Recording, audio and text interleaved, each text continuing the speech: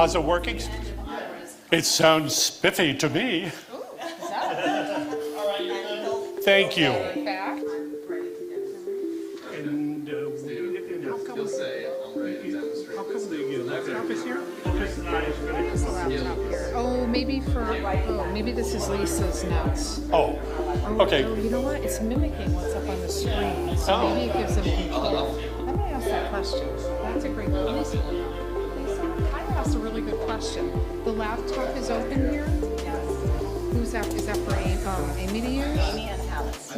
They'll be working Okay. on this. So Ira doesn't need to use it. Oh, so now I have to watch my language. You don't even have to get up, go to the left. You are free to move about the cabin as. Okay. Well, I'll probably stand at the lectern because I have some notes there on DCA that I want to refer to. And I brought... Okay, so now this is this on wheels? Okay, this Ira, I'm just warning you, this is on wheels. Yeah.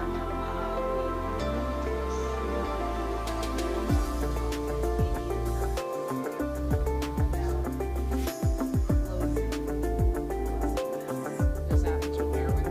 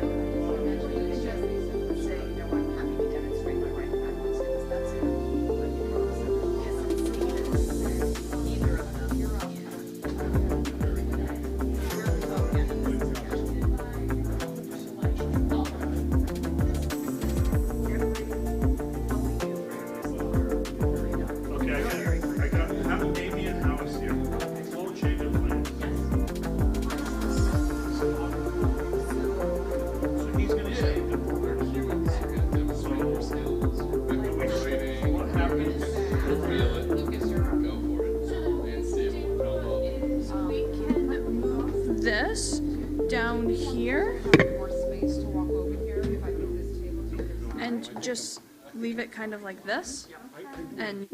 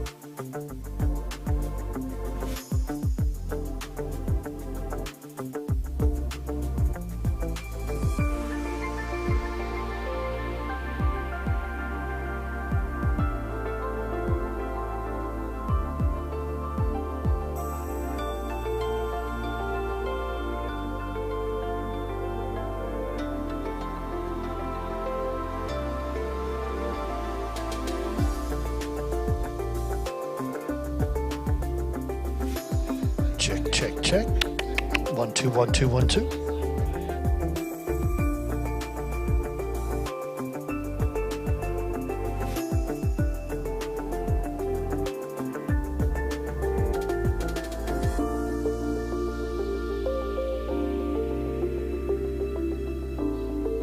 Check. 1 2 1 2 1 2. Make the world go away.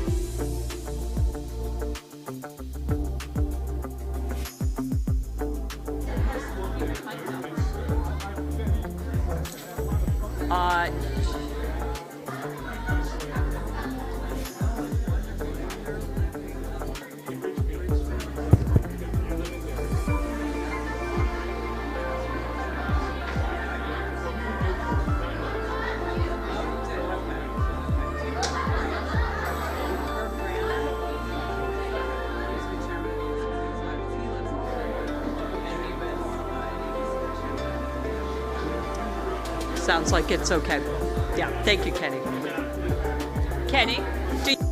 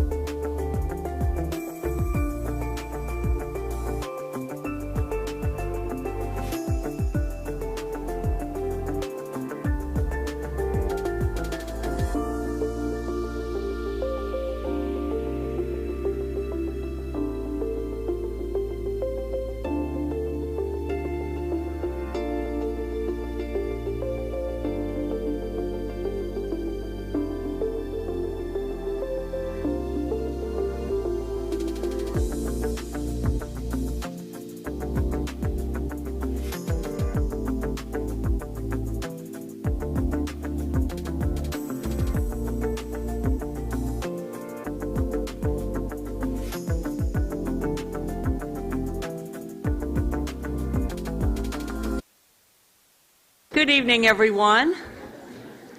Thank you for joining us. I'm Amy Bell. I'm the Executive Director of the Darien Community Association, and welcome to the final evening of our 2023 Darien Neighbors Global Players Speaker Series. By participating tonight, whether here in the room or whether you're part of our live stream audience this evening, you're helping to support the DCA's fundraising efforts and our nonprofit mission, which is now 100 years old. So, in keeping with that, you'll see from the brochures on your tables that we've come up with 100 things to love about the DCA, and I thought I would share a few of my favorites with you that are particularly timely this spring. Reason number 6 is our DCA College Scholarship Program for Darien High School graduates, which has provided more than $2 million in funding for scholarships since the inception of the program. Reason number 90 is great sales and shopping events at our DCA thrift shop on the Post Road, including our prom dress sale, which started this week. It's that time of year. Reason number 73 is our annual plant sale that's coming up on May 12th. An array of all things green, lovingly grown by our greenhouse group volunteers in our working greenhouse right here on the DCA property. I know we've got some greenhouse volunteers with us this evening. So get your green thumbs ready and get ready to shop coming up in May. Reason number 4 is preschool class visits to our lovely 4-acre DCA bird sanctuary and nature trail, which is also right here on our Middlesex Road property. Reason number 62, our gorgeous formal garden, which can be viewed from every room in the building, perfect for hosting a beautiful outdoor wedding, and hopefully some of you had a chance to enjoy tonight. It's perfect for a pre-event glass of wine. We encourage you to browse through the flyer and find your reasons to love the DCA. I'd like to thank Jeff DeMayo Audiovisual Services, our live stream production partner, DAF Media, and their Darien High School student volunteers and adult leaders. DAF Media is a joint venture between the Darien Foundation and the Darien Athletic Foundation, and we appreciate their support in making this available to a live stream audience. And a special thank you to the generous local businesses and organizations who are sponsoring our series, and I'd like to recognize them. Our platinum sponsor is the John M. Glover Insurance Agency.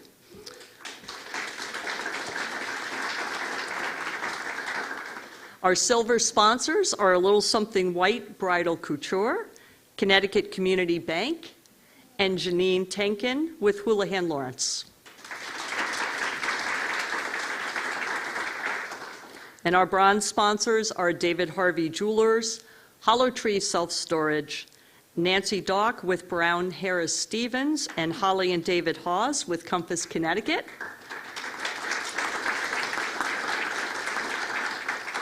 As well as PG Properties and the V20 Group. Thank you to all of our sponsors. And we have a short video we'd like to share from our platinum sponsor, John M. Glover Insurance Agency. Football, fast food restaurants, and megastores. There was a John M. Glover agent at the doorstep of Connecticut's businesses and homes, shaking their clients' hands with a comforting smile. Today, on their 100th anniversary, John M. Glover has grown to have served thousands of clients the old-fashioned American way. Join us in the movement to keep business personal. Join us in the celebration of tradition and trust. At John M. Glover, we've got you covered.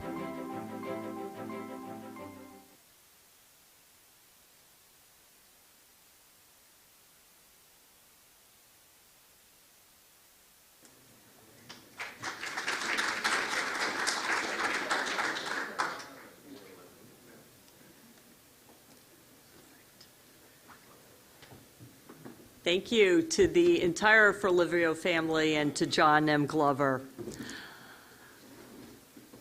Now, I would like to introduce our guest speaker who really epitomizes the definition of a true Renaissance man, and I hope I can do him justice with the many things that he has done. Ira Joe Fisher has been a radio host, broadcaster, TV correspondent, weather reporter, columnist, actor, singer, poet, and educator. He hasn't been very busy over the past few years. Keeps me slim. He began his long and distinguished career as a disc jockey before moving to television in 1970. In the TV studio, he served as a weather and features reporter for WABC Television, where his day was divided between the morning show with Regis Philbin and Kathie Lee Gifford and Channel 7 Eyewitness News. Ira continued to report the weather and conduct feature interviews with several different TV stations through 2012. He is also a prolific writer and poet, which will figure into our event tonight. And this is especially appropriate as April is National Poetry Month. Ira Joe Fisher has taught communications and broadcast history at various Connecticut colleges. His consulting business, IJF Communicating, Speaking Fearlessly, teaches public speaking strategies learned from decades of broadcasting, performing, and writing. Ira lives with his family in Ridgefield, but, fun fact, I think he has some Darien Blue Wave pride in his blood, having lived in Norotan Heights in 1989. Please welcome Ira Joe Fisher.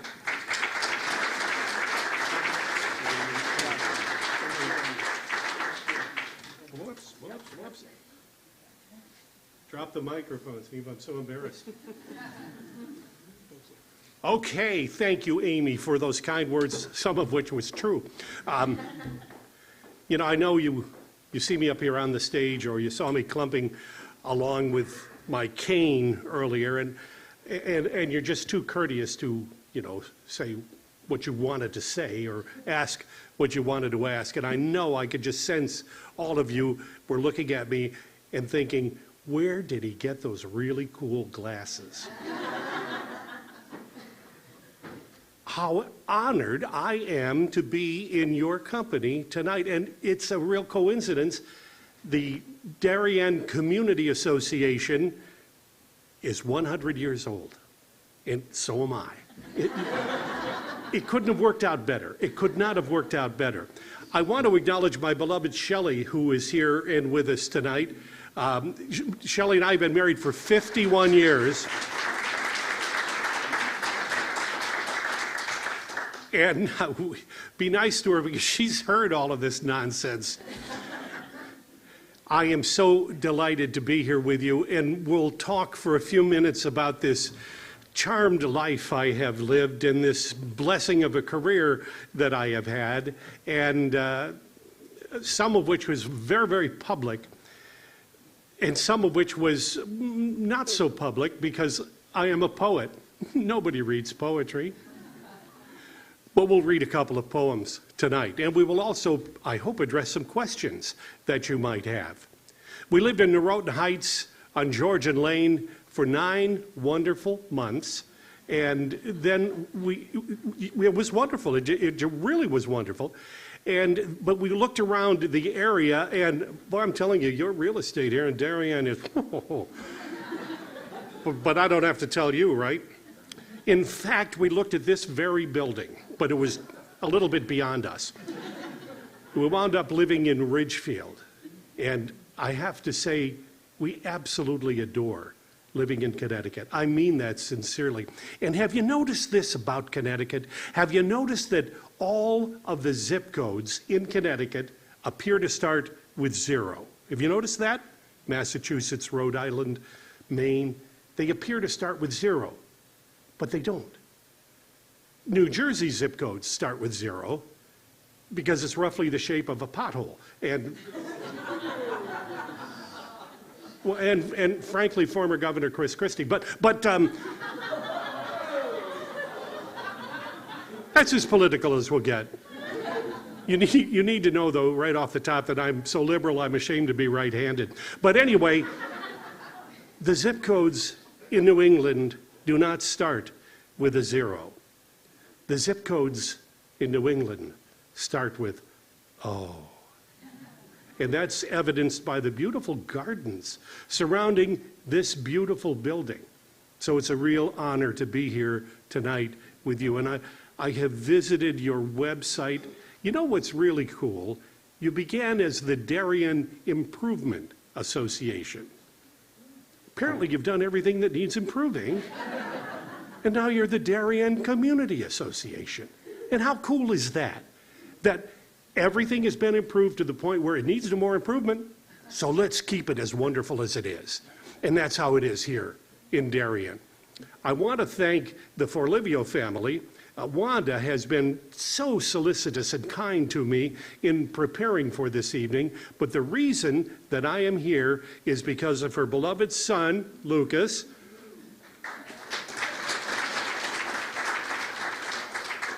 Lucas was a student of mine in what we call winter session poetry class this past winter, and it wasn't a gift. He earned an A in that class.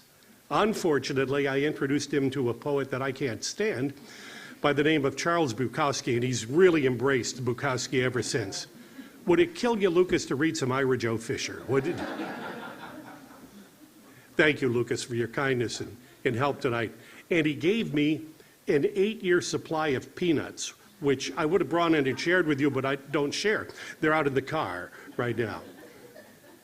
This is wonderful that you're here. This is wonderful that you do what you do in this community. You know, when I was 16 years old, living in a village called Little Valley, New York, over in western New York, 50 miles south of Buffalo, in a county called Cattaraugus. Have you ever heard of it? It's a Native American name, Cattaraugus. It means county of many Burger Kings. And I grew up there, and from the time I was a little tiny boy, I wanted to be a broadcaster. I wanted to be an entertainer. And at the age of 16, I began working at WGGO Radio in Salamanca, New York. And it was heaven. And I've worked in many places around the country: San Angelo, Texas, Spokane, Washington, which is Shelley's hometown and where we met. Shelley's father and I were fellow broadcasters before Shell and I even met, and he introduced us to it. I guess he regrets that day. But he introduced us to it, and he was an absolute delight, a sports broadcaster. I hope you were following March Madness, as happens every year.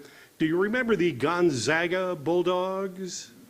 Okay, good, thank you. The men do. The women, really, you don't care about that. But anyway, my father-in-law, Dick Wright, was the voice of the Gonzaga Bulldogs basketball team. Isn't that cool? Yeah, that's really cool. So Shell has spent more time in broadcasting than I have. She pretty much grew up in the industry and really understands its vagaries and its demands, but also its delights. And so I got into television. I always tell people, well, it was inevitable because I'm so darn tall, slim, and handsome. See, I can't believe you would laugh at that. That's so rude. So I got into television in actually 1971. And probably you remember that I reported the weather. I hope you do remember that. Yes. Oh, thank you. I was going to ask, is this the Darien Community Association? I thought I'd shown up at the wrong place. Good. Oh, good. You remember that. Okay. Let me tell you right off the top, I'm not a weatherman. I'm not a meteorologist. I'm not a scientist of any kind. I never was, I am not, and I never will be. Let me tell you how my job in weather came about. And I've done so many things. Radio disc jockey, oh, I loved it. Creating the theater of the mind. I hosted the Ira Joe Fisher show. We called it that because Gone with the Wind was taken. It was so much fun. I've done so many different things, and the thing that most people remember is that I did the weather. Well, okay. How did I get that job? How did I get that esteemed career in weather, which I really, really wasn't fond of? Oh, I cashed all the checks, don't get me wrong. I mean, come on, this is Connecticut. But the way I got into weather was we started a program in Spokane at KHQ6 television called The Noon Thing. So cleverly titled because it was on at noon. And we were sitting around a conference table before the show went on the air. I was the host of the show, and we decided, what form will this show take? What aspects will it have? I was the host, the anchor, and we're going to do sports and we're going to do interviews, and we did. And then someone said, well, we really ought to report the weather. And I'm thinking, yeah, we really ought to report the weather. That's a good idea. Everybody wants to know what the weather is. And they said, who's going to do the weather? And I'm thinking, who's going to do the weather? We're looking around the table. Suddenly, people look at me. They said, Ira, why don't you do the weather? And my response was, I don't know anything about the weather. And the news director said, you don't have to, this is television.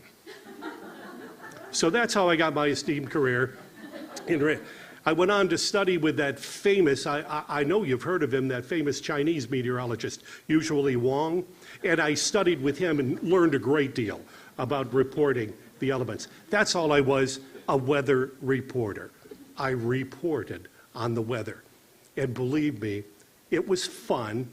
And what I miss most about television is the friendships that one has. You know how it is with people you love working with. Oh my heavens. The shows were ever so much more entertaining behind the camera, away from the TV monitor, than they ever were on the air. I loved the people dearly. And it's a wonderful sorority fraternity relationship that really is so much fun. And every morning I would wake up and I could hardly wait to get to the studio. It was that much fun. It was a blessing of a career. And along the way, I developed a theory, borrowing from other people and practicing it myself, on how do we effectively communicate. There's very little to know other than this. In any circumstance, in any situation, when you're communicating, you're speaking always and only to one person. I want each member of the audience to feel singled out for what it is I have to say. I want you to feel singled out for what I have to say. If we try to speak to everybody, we will wind up speaking to nobody. But if we speak to one person, we will wind up speaking to everybody. Haven't you found that that is the case here at DCA? If you help one person, you help several people. If each of you does what you're here to do, you will wind up helping so many people. I'm so impressed with the scholarships. I'm so impressed with your gather, give, and learn motto. Oh my God, that is so touching. That is so wonderful. And again, you're done improving. All you have to do now is just be a community. You're there. You've arrived.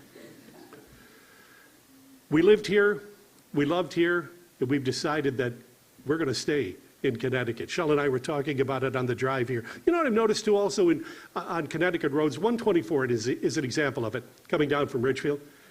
You'll see a sign which says, scenic area next 6.3 miles. Really? I've clocked these scenic areas, and once you get 6.3 miles from where the first sign appeared, doesn't seem to get crummy. It looks to me to be just about as pretty as it was at the beginning of the sign. You know what I'm talking about? Yeah. I don't know why we have this New England inferiority complex. New England is beautiful wherever you are. Oh, please, no pictures. Oh, that Lisa and her camera.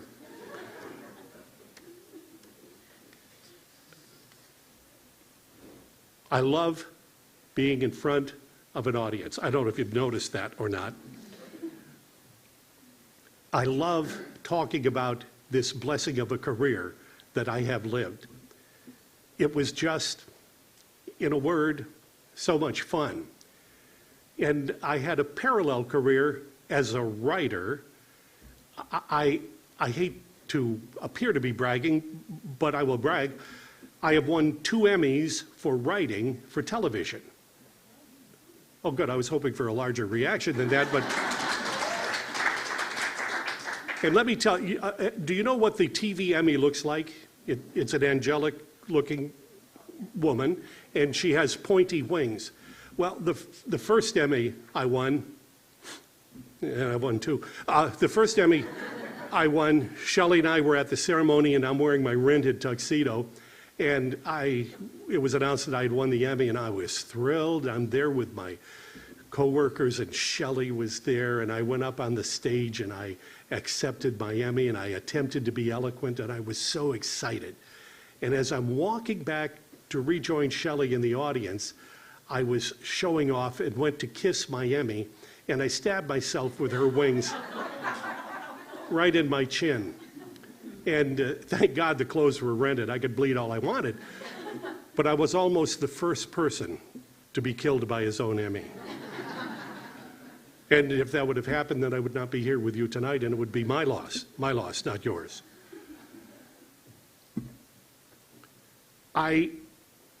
have had the good fortune to have a parallel career in writing, but also in being in the classroom, and blessed with such students as Lucas Forlivio and his fellow scholars.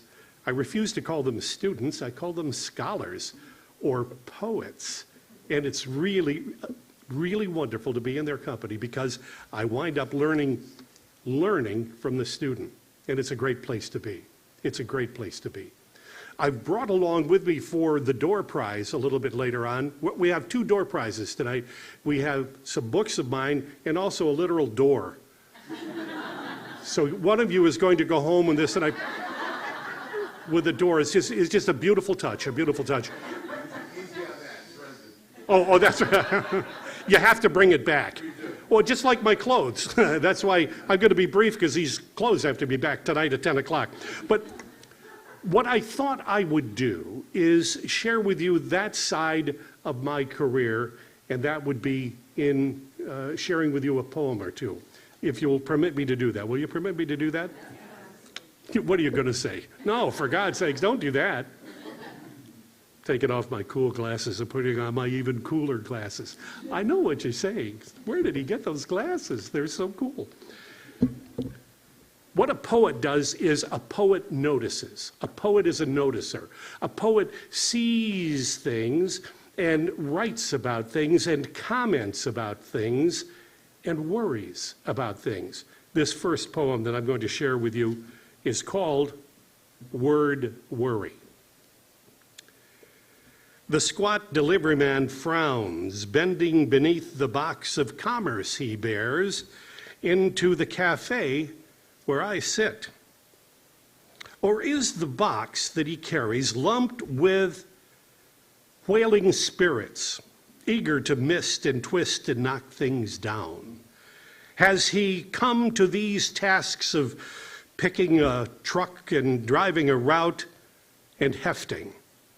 The hair on his arms floats above a blue tattoo like a gypsy curtain, dimming the light within.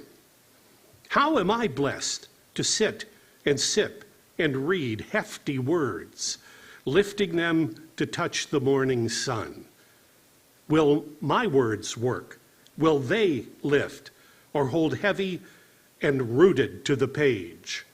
Or will a robin-rilled breeze toss them up in leaves and fuzzy buds and cause the delivery man to sneeze? I also want to share with you a poem that unfortunately is about autumn. I realize we're in April and we'll get back to spring in just a moment, but this poem was written while I was sitting in a parking lot. Shelley was at an apartment, and I jotted some notes and turned this poem out sometime later, but it was in the autumn, and I wanted to share it with you as well. It's called A Tree and Time. Leaves on the birch flutter in the autumn wind and glint little glints of the autumn sun beneath the calm, pale sky, and a current-carried hawk whose wings air their feathers above the birch in the thrall of fall, and maple and ash, a willow and beech, aren't moved by the wind. They stand green and still and summery, but the birch is giddy and golding from the pulling fall, stirred to joy, though dying in the light and air under a hawk-heaved sky. Well, thank you, thank you. That's very sweet of you. The sigh was enough. The sigh for a poet is applause, but the applause really makes my heart leap. It does. Okay, those were what you call lyric poems. I'm going to share with you now a poem that is unbelievably frightening, that will scare the dickens out of you. If anybody has a heart condition, I urge you to leave right now, because I will not be responsible for the adverse effect this following poem will have upon you. All right, fair warning.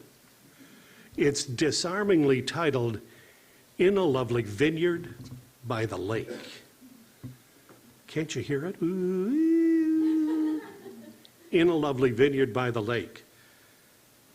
I'm shaking I push my nose into the cold, clotted dirt, hairy and smelling like wind in a cave. My stomach and legs grind into the ground. A man yells. I see a smudge of moon, thin and white, along his gun barrel, still smoking and aimed above the ditch where I lie. Apparently, he owns the grapes I've stolen. In September, at the shore of this good lake are the good grapes, heavy, blue-clouded, and waiting to be conquered. See, if you have to wait for the pun, it's hardly worth it. And waiting to be conquered by a farmer or a thief. He has a hoe, a rake, shears to snip the crippled vine, and a gun. I only have a sack from the grocery, where I bought bread and cheese and spicy slices of meat, and where if I'd known I'd be shot at in a ditch, I would have bought grapes.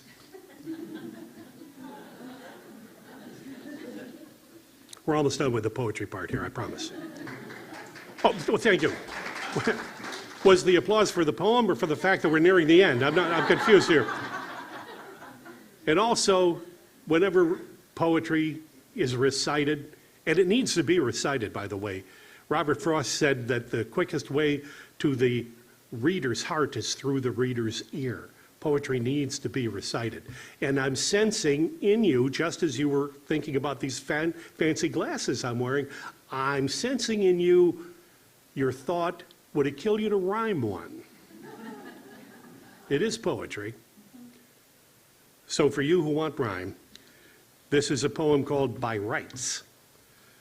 This cold March day flaunts fog and rain, causing complainers to complain. But winter's still upon the date. Spring isn't early, winter's late. So such grumbling dirties the air when some snow by rights could be there. A poem that rhymes. My pleasure, my pleasure. Why is April National Poetry Month? It's because William Shakespeare, and Lucas knows this, whenever in class we say a poet's name, a special poet's name, we have to sing it as though the Mormon Tabernacle Choir were singing it. William Shakespeare, Emily Dickinson, Ira Joe Fisher. It needs to be sung. It needs to be revered. So April is National Poetry Month because, listen to this, William Shakespeare was born, according to the scant records that exist, on the 23rd of April in the year 1564. And he died on April 23rd in 1616. He died on his birthday. Oh, yeah. Happy birthday, William. So this is why we honor the month by calling it National Poetry Month. So my last poem that I will share with you is appropriately titled An April Day.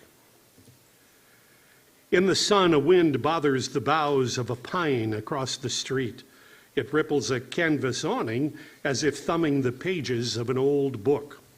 So loved, so read, it sits open and holy, like a Bible on the table. There's no rent in the sky, no broken blue, to tell where the wind has slipped from. It clears spring for the sun and the budding to come. You're very kind. Thank you for listening to my poems. And I had, as I pointed out earlier, this parallel career of writing. And what a joy it is.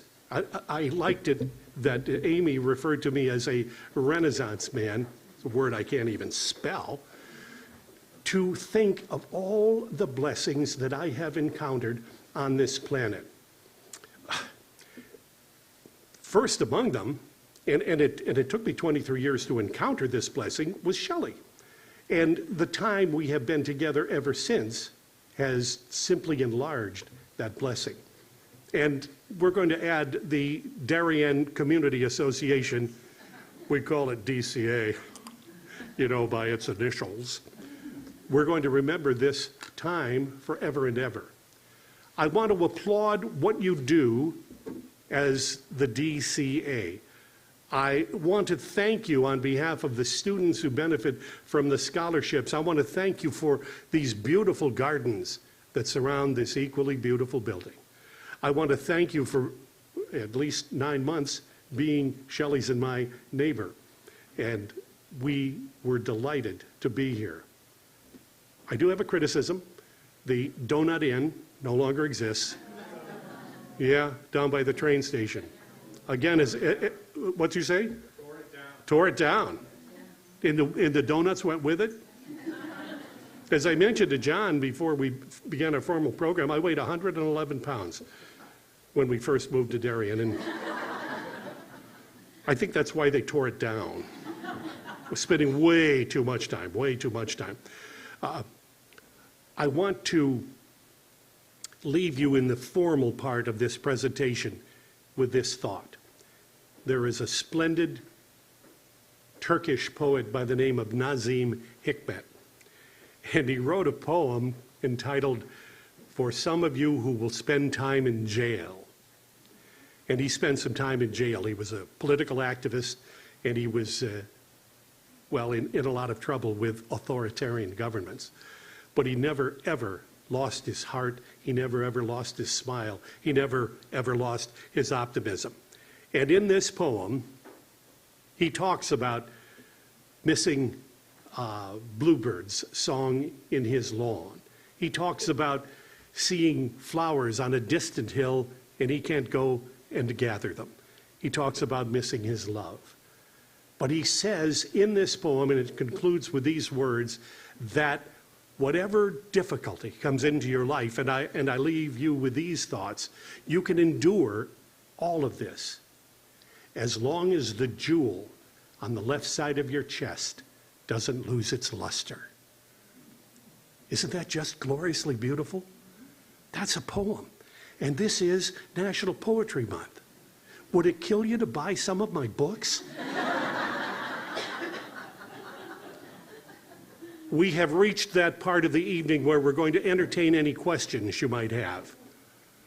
And this is so cool. This is being streamed and recorded and transmitted. And did I go to this too soon? Okay. The writing demonstration? Oh, we forgot that. Lucas, oh my goodness. Forgive me. Do you remember when I was on television, Lucas? You're so kind and patient. Thank you. I know. I was enjoying myself so much. Look at this. John Forlivio and a cast of 1,100 made this for this demonstration. Perfect. Thank you. This is perfect. Lucas, thank you. No problem. Thank you. Okay, to prove to you that we do indeed, see, some people thought this was a trick that was done with a camera, a tricky camera that would flip things around. No, it wasn't. So what we literally did, can you see it? Yep. We literally wrote backward. I had a lighting director at CBS who said you shouldn't put an S on the end of backwards. I don't know why. But anyway, yes, we literally wrote backwards. Now, you could say to yourself, he's practiced this over and over. Easy for him to write the word backwards. So please, someone give me a word that perhaps I haven't heard before. Oh, no. Okay, all right. Don't check my spelling. Were we close? Thank you. Just move to the right or to the left Oh, a I'm little sorry. bit so I'm sorry. we can see, Can we see? this talent. Backwards. You're absolutely shameless. I hope some of you are art historians here and can appreciate the artistic aspect of this.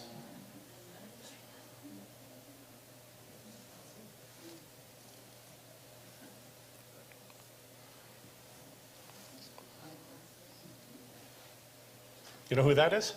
Let me get... What's that?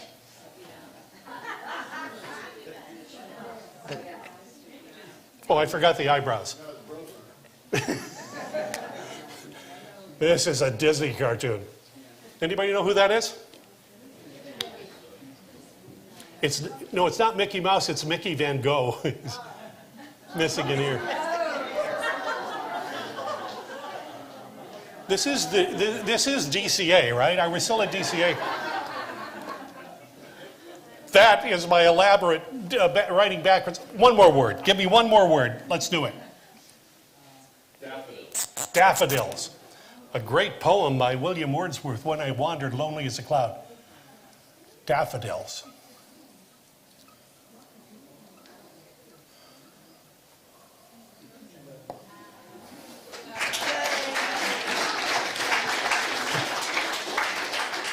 And I know you're saying, and you got paid for doing this? Thank you, John, for going to the trouble of getting this really elaborate door here. And again, it will be one of the door prizes a little bit later. You can take it home and then talk with John about how come it's supposedly rented. All right, what I'm going to do is sit down and entertain any questions that you might have. I'll tell you. When I was in the 3rd grade at Little Valley Central School over in Western New York, look at the trouble they have gone to for this. This was so cool. I was in the 3rd grade. Thank you, gentlemen. I was in Mrs. Remington's 3rd grade, and I was struggling with arithmetic. And rather than do the arithmetic as I was assigned to do, or pay attention in class as I was supposed to do, at the top of my tablet paper, I would draw pictures, and I discovered that I could write backwards. It wasn't something that I taught myself. I could do it. And I thought, even in the 3rd grade, why do this for free? Let's turn this into a ridiculous living. So, several years later, that's what happened. Oh, good, a question. I'm always worried there won't be any questions. So I don't know if you realize this, but you barely mentioned your broadcasting career. So what I'm wondering is, over time with morning shows and noon shows and your time with Regis and Kathie Lee, you must have encountered quite a parade of celebrities. Who stuck out as very engaging, one or two, and did you ever sit and chat with these people as they came onto the show and get to know them? Well, you're very kind. I didn't know that I gave short shrift to my career. Forgive me. Yes, I did. The two of my favorite celebrities that I met are Shelley Fisher and Lucas Forlivio. You know, I remember meeting Bob Keeshan, Captain Kangaroo. And he was such a really, really nice man. And working with Regis was one of the joys of my life. He was so much fun, but he was so courteous. And if you remember the show, we were irreverent and I would hope entertaining and humorous. We never rehearsed a single thing. It was all ad lib. So Regis was a delight. I told someone once that I met, remember Sid Caesar? Some of you, oh good, because some of you were, so young. And I said to a friend one time, I met Sid Caesar. And she said to me, before he died? I said, yeah, interviews tend to go better if you catch them before they died. Worked with Dick Cavett on the show. This is what I have discovered, that the person who watches television is able to look beyond the surface of the person performing on television, can look within the soul. At least that's been my experience. And it makes it a way of connecting with the audience, and it makes it a joy. And when I met Tom Seaver, I played catch with Tom Seaver on the morning show with Regis, and he complimented my hand-to-eye coordination. And I remember when the Mets signed, I think early in his career, Dwight Gooden to a, I don't know, $75 million contract or something, I called the Mets and said, hey, I'll pitch for half that. They never called me back. I thought I talked a lot about my broadcast career. It was so much fun. It was so much fun. My dad was upset that I wore makeup, but other than that, it was just wonderful. Yes? Hi. Of all your talents, the poetry, the broadcasting, the writing, the acting, you didn't talk about the acting. See, I've planted these people in the audience But to make it appear that I'm not immodest. Right. But my question is, what comes most naturally, or what came most naturally? Well, I acted with Regis in a movie called California Girls. I acted for 5 years in The Fantastics, the off-Broadway show. And you ask what comes naturally. Gosh, that's a wonderful question, and I'm incapable of answering it. I just wanted to do what I did. Carl Jung, the psychologist, had the most marvelous comment on your question, and he said this: talent runs only as deep as desire. And I wanted more than anything from the time I was a little boy to be an entertainer.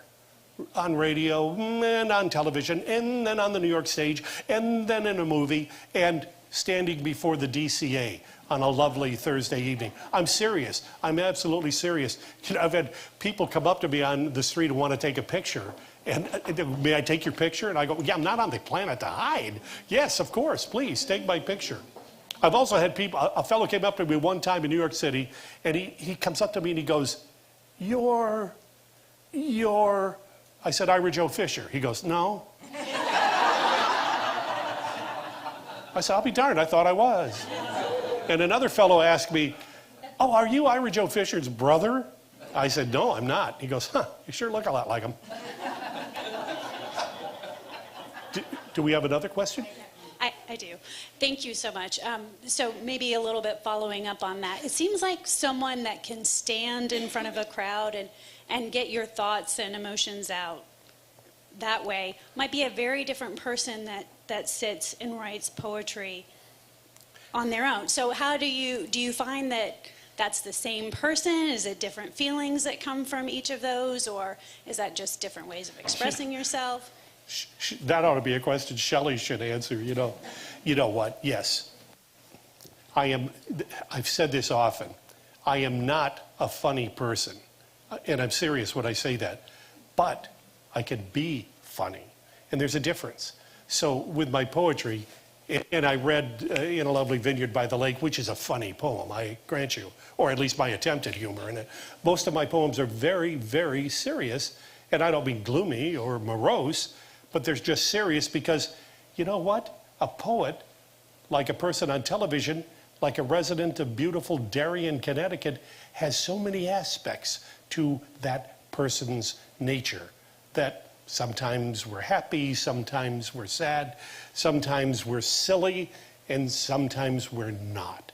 So, and acting, I seem to be able to inhabit a role in acting, which I don't know how else to put it, but boy do I love an audience. I just washed that arm. I can't do anything with it. I don't know if you've noticed, but yes, I just absolutely love an audience. We have another question? a committee question. Oh, a committee question. When you were hosting an interview show, what were your tricks for getting people to answer tough questions? Oh, you know, oh gosh, Lisa, I never employed a thing called a trick. It's just like when I'm talking about communicating. People think public speaking, but you know what? It's communicating across the board because, as I said earlier, you're communicating always and only with one person. That's not a trick. That's a strategy. And I wanted an interview that I conducted to be a conversation. And if the person one is interviewing is there and there is some sort of controversial issue that needs to be addressed, that person has arrived assuming the controversial issue will be addressed. And so the onus is on the person you're talking to, not on the interviewer. So I was never intimidated. But I engaged in what I called a conversation. I didn't even like the word interview. I liked conversation better. Do I sound profound or what? Shelley's going blah, blah, blah, blah, blah. Another question? Are we going to move into climate change? Well, here again, I hope you were paying attention at the top of my presentation. I don't know a damn thing about the weather. But you know what? You raise an issue that has me really, really worried. So it looks like it's already happening. There was a report on NPR about the Himalayas at 16,000 feet. The reporter was looking at boulders and not a glacier. The ice was gone and running in rivulets down through the boulders. So are you worried about that? I just wanted to know what you thought about it. Oh, I see. It was unfair of me to put you on the spot. I mean, yes, well, I cannot. Remember, I'm not a weatherman. I did play one on TV, and I did cash all the checks. Yeah, yes, I am worried about it. I really am worried about it. Yeah, I am. And I think many people are. Another question? Oh, good. Is that John? That's John. So what did you get the 2 Emmys for? For writing, I was nominated for 4, but who's bitter? But I got them for writing. You know what? In television, John, they're called essays, but they were simply poems. And I wrote them and produced them. One was called Is It Fall or Is It Autumn? Using the term we apply to the season as a way of pondering the season. And it was accompanied by various shots of autumn, colored leaves, birds flying south, the lawns browning, and the winds picking up in the cool side of the shade of a tree. They were called essays. They were, in essence, poems. And the other one was for things for which we should not be thankful on Thanksgiving. And that included bigotry and gnats that bite you and car alarms. I can't remember the others, but so that's what they were. But for writing. I think we have time for one last question, and so I will tell you what our committee also. It's a committee question, It's a Lisa? committee question. Okay, I'm really nervous because I thought, it was something about budgets or something. Yeah, no, we'll spare you this one. The question is, in this day and age, when there is a focus on finance, STEM, or tech careers, you have served as a strong advocate for the humanities, including the English major. Why is this important, and why is it important to you? Thank you for asking that question. I certainly want everybody to make a good and comfortable and fair living. But I certainly want us, as Nazim Hikmet said, to never, ever lose the luster on the jewel on the left side of our chest. And that's what the humanities do for us. The humanities give us poetry, theater, films, great novels.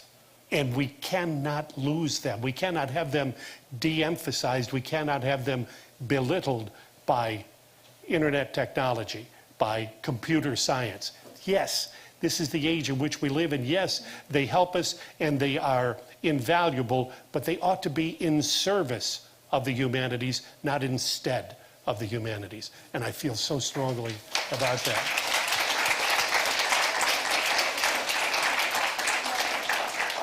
You are so nice to me, and I am so grateful to you for giving me your attention tonight, how courteous you are, how welcome you have made Shelley and me feel, and it is a blessing to be in your company. I will add this blessing of this evening to the blessings I've enjoyed in my life. Thank you.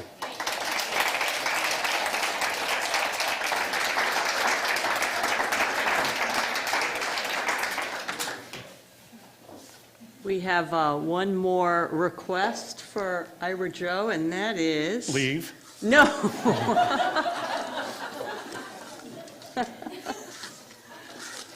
We really appreciate you spending the evening with us, and what a wonderful message And thank you for the combination of both a serious message and some humor. So, thank you. Well, my pleasure, Amy. So we have 3 volumes of Ira Joe's poetry, and I'm going to have him do the honors and draw the winning ticket.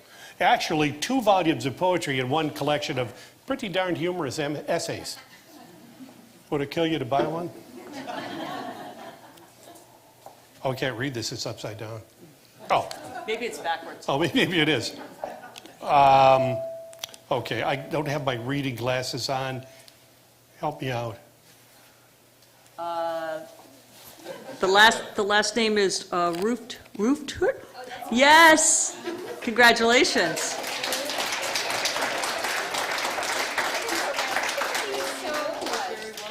You gave all the books away. She won. No, this is all 3. Oh, yes. Oh, cool. Well, a heck of a bargain. Oh, good night. Don't forget to tip your waiter.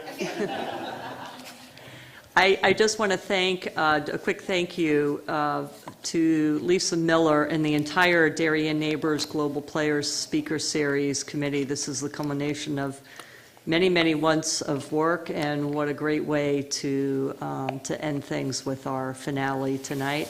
And a thank you to all of you for supporting the DCA and our fundraiser. And we'll take a little breather, and then we'll be getting to work on next year, right? Right, Lisa? So, thanks to all of you. Thank you for coming out. Amy, thank you.